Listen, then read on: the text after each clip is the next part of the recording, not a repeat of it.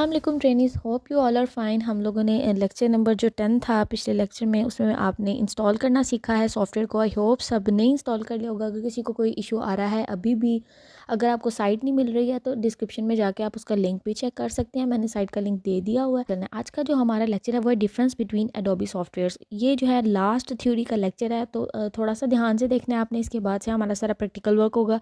हम लोग डिफरेंट तरह की जो है ना वो प्रैक्टिस करने जा रहे हैं नीश पे, चाहे वो थंबनेल्स हैं, पोस्टर्स हैं, लोगो डिज़ाइनिंग है, पोर्टफोलियोज़। अक्सर लोगों को मुश्किल आ रही होती है, ज़ाहिर है हम लोग जब न्यू न्यू कर रहे होते हैं। ग्राफिक डिज़ाइनिंग फॉर एग्जांपल किसी बंदे ने किया तो उसके पास इतनी ज़्यादा चीज़ें नहीं हैं क्लाइंट को दिखाने के लिए, लेकिन अगर आप फ्रीलांस वर्ल्ड में काम कर रहे हैं तो आपको एटलीस्ट एक पोर्टफोलियो ज़रूर चाहिए। शॉर्ट्स में जाके आप देख सकते हैं, वहाँ पे मैंने आपको जो है ना बताया कि कौन सी साइट है जिधर जाके आप देख सकते हैं कि जो है आप अपना पोर्टफोलियो विद इन सेकंड्स कैसे बना सकते हैं। वहाँ पे जैसे आपने डिस्क्रिप्शन ऐड करनी है, अपना जो है वो टाइटल देना है कि किस से रिलेटेड पोर्टफोलियो बनाने जा रहे हैं, तो आपके पास एक बहुत अच्छा पोर्टफोलियो वहाँ से बन जाएगा। स्टार्ट पे वहाँ से बना लें, लेकिन जैसे जैसे फिर आपको ऑथेंटिक काम मिलता है, चाहे आप अच्छे डिज़ाइन बनाने लग जाएँ, तो फिर आप अपने डिज़ाइन को उससे रिप्लेस भी कर सकते हैं। Okay, let's see. Adobe Illustrator सबसे पहले हम उसको देखने लगे हैं। जैसे कि आप लोगों को मैंने बताया था कि वेक्टर और रास्टर का मेन जो है वो फोटोशॉप और इलस्ट्रेटर का डिफरेंस होता है। इलस्ट्रेटर जो है वो वेक्टर बेस्ड सॉफ्टवेयर होता है। इसमें हम लोग ज़्यादातर लोगो डिज़ाइनिंग करते हैं, क्योंकि जितने भी लोगोज इसमें बनते हैं पहले रेंज बहुत ज़्यादा, जितना मर्जी उसको जूम इन जूम आउट कर लें उसके पिक्सल्स फटते नहीं हैं। वो अपनी जो है ना उसको बरकरार रखते हैं अपनी पिक्सल्स को। बैनर्स डिज़ाइन किए जा रहे हैं, पोस्टर्स बनाए जा रहे हैं, फ्लायर्स हो गए, लीफलेट्स हो गए, इलिस्ट्रेशंस आप इतनी ज़्यादा आजकल देख रहे हैं, वो सब के सब एडोबी इलिस्ट्रेटर में ही जो है वो है हमारा एडोबी फ़ोटोशॉप। फ़ोटोशॉप में क्या होता है, एडिटिंग कर सकते हैं आप फ़ोटोज़ की, पेंटिंग्स बना सकते हैं। पेंटिंग्स कैसे, मतलब डिफरेंट शेप्स को, ब्रशेस को, या फिर यूँ कह लें पैटर्न्स को लेके आप कोई एक मज़े की पेंटिंग क्रिएट कर सकते हैं फ़ोटोशॉप में। एनिमेटेड गिफ्ट्स बनाए जाते हैं, आर्ट वर्क्स इसमें बनते हैं, प्रोडक्ट डिज़ाइनिंग होती है। रास्टर बेस्ड सॉफ्टवेयर है, मतलब एक पॉइंट पे आके ये अपनी असल हालत को छोड़ देता है। मतलब एक लिमिट है इसकी कि जब आप जूम इन करेंगे तो जो पिक्चर है वो ब्लर नहीं होगी। उस पॉइंट के बाद से जैसे ही जो है ना आप जूम इन करते चले जाएंगे, वो पिक्चर के पिक्सल्स आपको ब्लर से ब्लर होते चले जाएंगे। एक चीज़ आपने और ध्यान में रखनी है, जो फ़ोटोशॉप है वो मेनली इमेजेस की क्रिएशन एडिशन के लिए यूज़ किया जाता है। इस पे हम इमेजेस पे डिफरेंट टाइप्स के फ़िल्टर्स भी लगा सकते हैं। वो सारा कुछ आप लोग ज़रूर देखेंगे कि हम लोग बैकग्राउंड कैसे रिमूव करेंगे, हम न्यू बैकग्राउंड कैसे सेट कर सकते हैं, पिक्चर का शेडो कैसे लगाया जाता है, प्रोडक्ट की डिज़ाइनिंग कैसे की जाती है। अगर आपको कोई एक्नी की पिक्चर मिल गई है तो आपने उसकी एक्नी फेस से कैसे रिमूव करनी है, ये सब चीज़ें हम लोग फ़ोटोशॉप में देखेंगे। तो नेक्स्ट जो हमारा एडोबी का सॉफ्टवेयर है वो है एडोब इन डिज़ाइन। इसमें क्या होता है, हम डिज़ाइन करते हैं ई बुक्स को। ई बुक मतलब इलेक्ट्रॉनिक बुक आप कह सकते हैं। लाइक ऐसा भी होता है ना, आजकल इतने पीडीएफ्स आपको अवेलेबल हैं, मतलब या फिर यूँ कह लें आप, ये हमारे लिए बड़ा फ़ायदे की एक बात है कि कुछ बच्चे ऐसे हैं जो सब बुक्स को परचेज़ नहीं कर सकते, तो वो क्या करते हैं, वो इलेक्ट्रॉनिकली इंटरनेट पे उनको सर्च कर होते, तो वो जो बुक्स, एक तो बुक वो है जिनकी तस्वीरें खींच के या स्कैन करके आपको पीडीएफ नज़र आते हैं, वो तो ज़ाहिर है किसी ऐप में बने होंगे, कैम स्कैनर जो ज़्यादातर यूज़ की जाती है।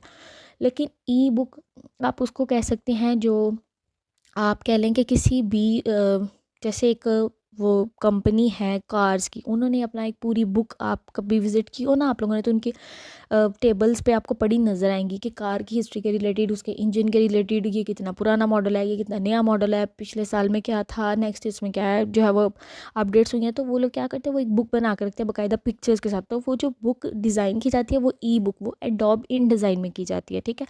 इसमें हम लोग कैटलॉग्स बनाते हैं, मैगजीन्स डिज़ाइन की जाती हैं। आप लोग आजकल जो देखते हैं प्रिंटेबल फॉर्म में, तो वो पहले इन डिज़ाइन में डिज़ाइन की जाती हैं, उसके बाद इनका प्रिंट निकाला जाता है। प्रोफेशनल पोर्टफोलियो, जो मैंने आपको पहले बताया कि पोर्टफोलियो स्टार्टिंग में हमारे पास नहीं होगा, मे बी कुछ लोगों को भी पता ना चल रहा हो कि नेम से कि पोर्टफोलियो एक्चुअल में है क्या, तो इस पर भी हम लोग बात करेंगे। तो नेक्स्ट इसको देखेंगे। पोर्टफोलियो आपको मैं वैसे बता देती हूँ, इसका ये होता है कि आप, कोई इंसान आपसे इंटरेक्शन करने जा रहे हैं, लाइक जैसे आप लोग किसी भी इदारे में टीच करने के लिए या फिर आप कह लें कंप्यूटर ऑपरेटर के लिए कहीं पे भी जॉब के लिए जाते हैं, तो आपके हाथ में एक करेक्टर सर्टिफिकेट या फिर एक सीवी होती है। उस सीवी में जो डिटेल्स होती हैं वो ये शो कर रही होती हैं आपके बारे में, कि आपका नेम क्या है, आपका मैरिटल स्टेटस क्या है, आपका फ़ोन नंबर क्या है, आपकी एजुकेशन कितनी है, आपके पास एक्स्ट्रा स्किल्स कितनी हैं, आप इंग्लिश स्पीक हो के नहीं। तो पोर्टफोलियो में भी हम क्या करते हैं, जिस स्किल में हमें हमें महारत होती है, हम उसके बारे में, उसकी नीश को, एक एक चीज़ को, अपने बेस्ट डिज़ाइन को शोकेस करते हैं, ताकि जो लोग फिज़िकली नहीं हमारे से इलेक्ट्रॉनिकली जो है वो इंटरेक्ट कर रहे हैं, हमारे से फ्रीलांस वर्ड पे मिल रहे हैं, वो हमारे पोर्टफोलियो को देख के हमसे इम्प्रेस हो। ज़ाहिर है अब आप उनसे जाके 1 to 1 वो मीट तो नहीं कर सकते, तो आपने उन्हें कोई ऐसी चीज़ दिखानी है ना जिससे वो अट्रैक्ट होकर आपसे बात करने को उनका दिल करे, तो आपने वो अच्छी से अच्छी चीज़ अपनी उसके अंदर लगानी होती है। नेक्स्ट हमारे पास जो लास्ट है वो है एडोबी एक्सडी। तो इसमें क्या है, इसमें हम लोग वेब डिज़ाइन करते हैं, ज़्यादातर ऐप डिज़ाइन होती है, और उसका जो लेआउट होता है वो बहुत रिस्पॉन्सिव होता है। मतलब कोई भी अगर स्क्रीन आप कह लें पोर्ट्रेट से लैंडस्केप में जाती है, या एलईडी से मोबाइल की स्क्रीन पे आती है, तो वो जो फीचर उसके अंदर आपने चीज़ें रखी होती है ना, वो खुद ब खुद अपने आप को एडजस्ट कर लेती है।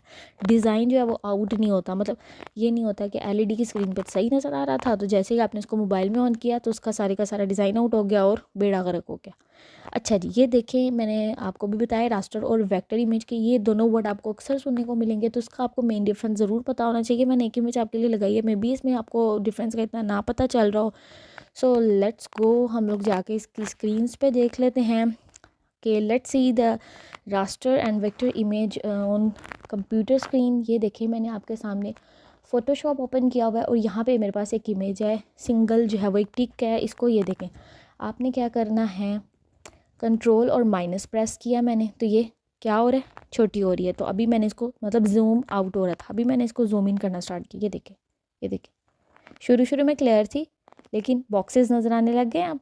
बट मतलब क्या हो रहा है यहाँ पे, अब देखें, अगर कोई बंदा आपको कहे कि मैं जितना मर्ज़ी जूम आउट कर लूँ, हमारी पिक्चर के पिक्सल्स नहीं ख़राब होने चाहिए, तो वो ऐसी इमेज देखेगा तो वो क्या कहेगा कि आपने डिज़ाइन ठीक नहीं बनाई। ये देखें, ख़राब हो गई ना। इसको ये देखें, जूम जैसे ही आउट करें तो आहिस्ता आहिस्ता से ब्लर से फिर से ठीक, ये देखिए यहाँ पे आके ठीक लगने लग गई है। और अगर इसी पिक्चर को मैंने डिज़ाइन किया है एडोबी इलस्ट्रेटर में, जो कि आपको अब नज़र आ रहा है, तो ये देखिए यहाँ पे क्या होगा, ये जूम इन करके देख लेते हैं। ये देखिए, ये मैंने आपके सामने जूम इन किया है, तो ये आपको चीज़ नज़र आई है। तो बस यही है कि जब इलस्ट्रेटर में क्या होता है कि जब जूम इन करते हैं तो हमारी पिक्चर के पिक्सल्स जो हैं वो ख़राब नहीं होते हैं, और जब हम लोग इसी चीज़ को करते हैं फ़ोटोशॉप में, तो उसमें हमारे जो पिक्चर के पिक्सल्स हैं वो ख़राब से नज़र आते हैं। नहीं की जा सकती, उसके लिए आपको जो है ना उस पे ही जाना पड़ेगा, इलस्ट्रेटर पे। और अगर आप कोई इमेज के ऊपर ऑपरेशन परफॉर्म करना चाह रहे हैं, बैकग्राउंड रिमूव करना चाह रहे हैं, या फिर उसका बैकग्राउंड चेंज करना चाह रहे हैं, कोई शेडो इफेक्ट डालना चाह रहे हैं, कोई फ़िल्टर अप्लाई करना चाह रहे हैं, तो उसके लिए फ़ोटोशॉप इज़ द बेस्ट। जो नोट है वो आप, इंपॉर्टेंट नोट इस पूरी वीडियो में वो आप देख लें कि जो फ्रीलांस वर्ल्ड में जो है ना, हमें अपनी एक नीश को ज़रूर आइडेंटिफाई करना है, ठीक है। मतलब आइदर मैं अगर अभी स्टार्टिंग पे है तो मुझे डिसाइड करना पड़ेगा कि मैं क्या एक कंटेंट राइटर हूँ, या मैं एक ग्राफिक डिज़ाइनर हूँ, या फिर मैं वेब डेवलपर हूँ, मैं प्रोग्रामर हूँ। इसका मतलब ये नहीं है कि आप ऐसा सब कुछ एक साथ कर नहीं सकते। इसका मतलब सिर्फ ये है कि बेसिकली जब आपने अपना इंट्रो देना है तो एटलीस्ट इतना क्लियर और कट इंट्रो होना चाहिए कि अगले बंदे को बड़ी ज़्यादा क्लैरिफिकेशन हो। ये ना हो आपने खिचड़ी पकाई हो कि मुझे ये भी आता है वो भी आता है, जब वो पोर्टफोलियो देखे तो उसको कुछ नज़र ही ना आए। तो जिस नीश को सिलेक्ट करना है उसी के अकॉर्डिंग पोर्टफोलियो बनाना है, तो ये चीज़ आपने ज़रूर ध्यान में रखनी है। होप आज की इन जो है वो वीडियो आपके लिए इन्फॉर्मेटिव रही होगी। Okay trainees, don't forget to subscribe the channel, और काइंडली जो है वो अगर आप बेल आइकन को प्रेस कर लेंगे तो इससे ये होगा कि न्यू आने वाली वीडियोज़ की अपडेट्स आपको टाइमली मिल जाएंगी। Thank you.